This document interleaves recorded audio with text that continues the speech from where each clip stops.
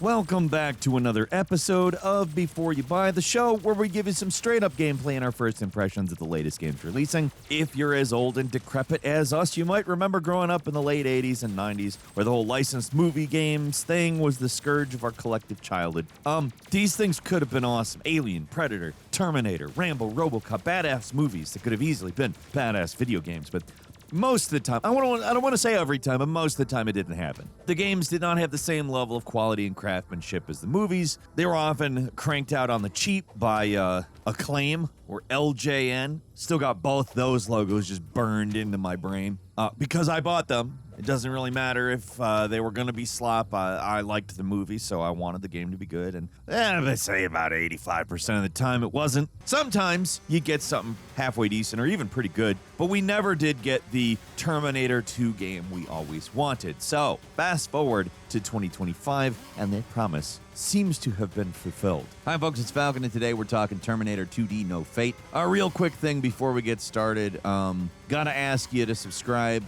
Most of you are not subscribed, so I know that you can take the second and click the button. It helps us out a ton, and we hope it helps you see some stuff you want to see. I don't want to take up a bunch of your time, but thank you very much for clicking subscribe. Terminator 2D No Fate looks like a game that time traveled from the early 90s, maybe the arcade, or maybe the 32X, or maybe even the PlayStation level, depending on exactly what you're trying to do. But it's a run and gun recreation of the movie, doing the old school video game thing, hitting all the key moments from the film, filling in some nonsense to pad it out. You run forward, you shoot everything that moves, that's the game. It's Contra, or maybe a better example actually, Metal Slug. Gorgeous pixel artwork. Like any true movie game, there's gimmick stages that are meant to recreate scenes from the movie, but for the most part, they're sparingly short and they don't get in the way of the main event, which is running through short but high action stages and blasting bad guys with the occasional power-up and life scattered around. The game does have some of the classic drawbacks of the movie tie-in game, but for the most part, this is a very entertaining recreation of T2. If you're into games like this and do not mind a kind of steep price tag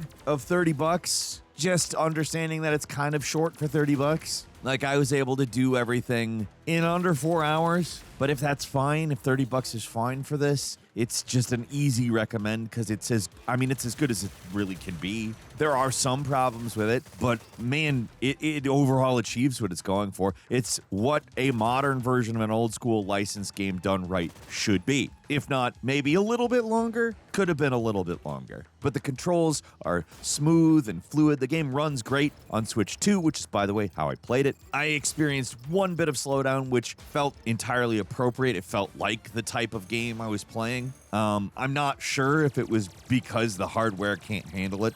Donkey Kong Bonanza is way more computationally complex, and I think this... I don't really know why there was slowdown, if I'm completely honest with it, but whatever. Pixel artwork, excellent across the board. Accurately recreates the many pivotal scenes from the movie while adding a bit of dramatic flair of its own. Some stellar stuff, and the animation is just always smooth. Looks great at every single movement, and man, the music is good. Any proper run-and-gun shooter needs a high-energy soundtrack to go with it, and this game does it in spades. It incorporates the Terminator theme excellently with some excellent remixes to keep the themes recognizable, but give them more energy and excitement to go along with the high pace. I mean, it's what it should be. If I have one complaint about the feel of the game overall, it's that jumping's a little awkward. They're going for a more realistic approach to things here, so you don't jump that high, but the inertia doesn't quite feel completely right to me. It's a little slow. You got to get used to it, but like that's also how these games used to be. They all have their own little quirks and a jumping mechanic that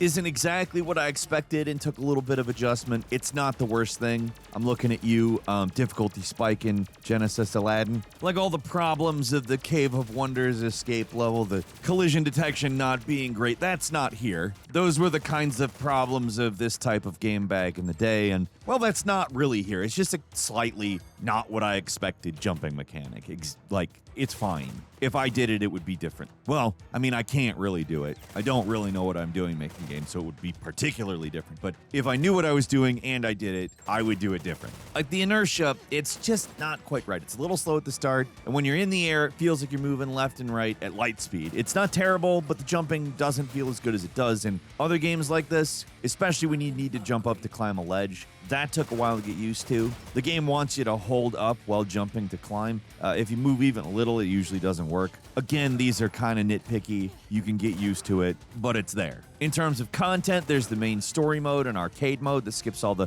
relatively short story cutscenes, an infinite mode, which is basically survival mode, a boss rush mode, unlocks after you beat the game, and the Mother of the Future mode, which is an alternate version of the story that unlocks after completing the alternative routes through the story. And that's another major gimmick of the game, the branching story. That's why it's called No Fate, and it's a great concept that introduces some replayability to the campaign. It's just kind of a shame it feels a little undercooked. This is probably the most disappointing part of the experience for me. They specifically kind of hyped it with a trailer maybe a couple of months ago, I don't remember. They're like, yeah, there's going to be something that you can do that completely changes everything.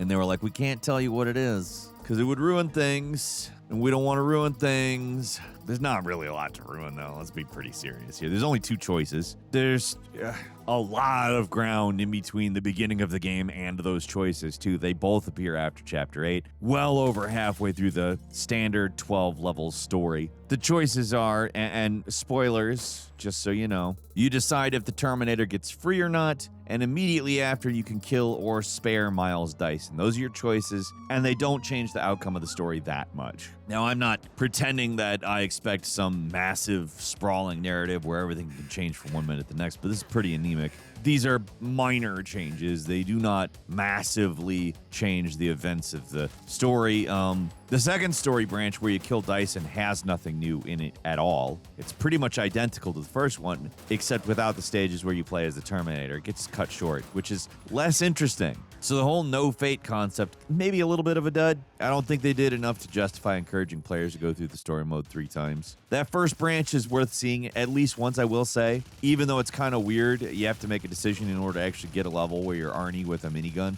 That's something that happened in the movie.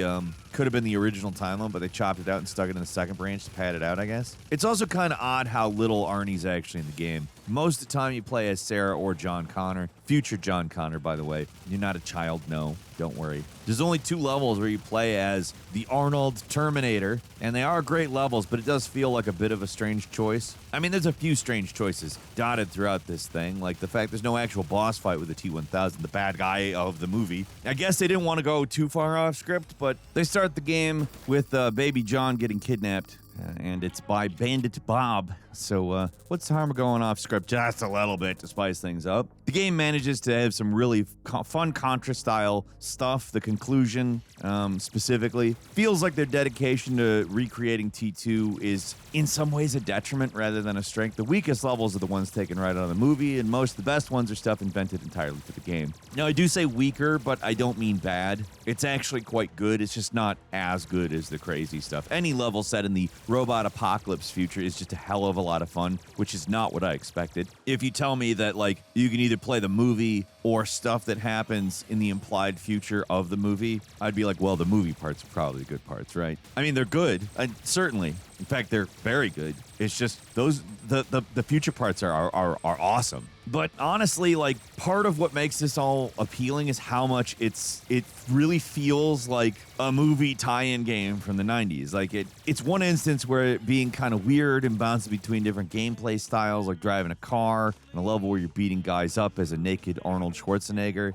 It's all just, like, there. It works here in a way that it wouldn't work in, like, a non-licensed game. It's based on the movie, so you want to see scenes from the movie, and they do that well. It's all entertaining as hell, never gets bogged down. Even the stealth level is over in a few minutes, so you can finish the entire game in less than an hour if you're really rushing. And like I said, it's kind of a big ask for $30, but the game really does benefit from multiple playthroughs. Yeah, the branching story stuff isn't great, but I would recommend going through the game on different difficulties. Normal is perfectly playable at first, and it's good for getting the hang of the game, but hard is where the game really shines. You get fewer continues, enemies attack more aggressively, and appear in greater numbers. It really feels like hard is the intended experience. It's a hell of a lot of fun playing that way. Just starts to feel like Metal Slug with the amount of stuff they throw at you. I wouldn't recommend your first playthrough on hard, though, because the shifting gameplay styles, and I did mention the jumping, it's going to take a little bit to get used to. There's also a few gotcha kill moments, but once you know what's coming, playing through the game on hard is the way to go to fully appreciate what's going on here. I ultimately really enjoyed my time with Terminator 2D No Fate. It is not the best run and gun in the world.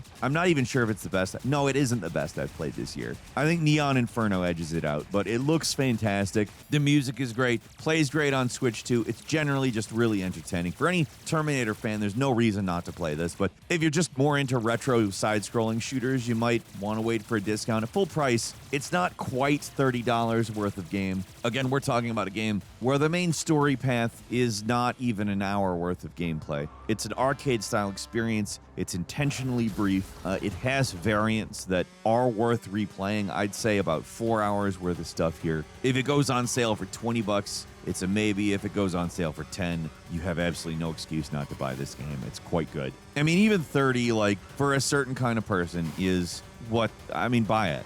Like, if this looks like something that really scratches the itch for you, it probably does. It's good.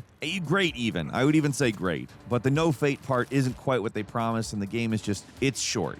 It works despite that short length, but I do feel like if there was maybe one more significant branching path with a little more actual Terminator action, I think that it'd be really hard not to call it phenomenal. As it stands, it's great for what it is. It's a little expensive, and I can't help but think there could have been just a little bit more to make it a real classic. It is, however, definitely the licensed game that we wish we got back in 1991. If we had gotten something like this, but, you know, like graphically appropriate for the time period, this is, of course, out of the range of the Sega Genesis and the Super Nintendo. Maybe a 32X thing, maybe a 32X thing, but that wouldn't come out in 1991. It's good. I like it. I don't regret buying it. What do you think? Leave us a comment. Let us know. If you like this video, click like. If you're not subscribed, now's a great time to do so. We upload brand new videos every day of the week. Best way to see them first is, of course, a subscription. So click subscribe. Don't forget to enable notifications. And as always, we thank you very much for watching this video. I'm Falcon.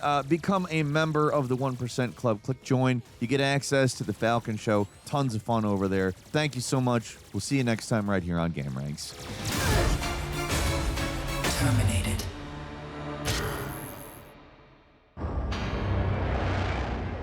Continue.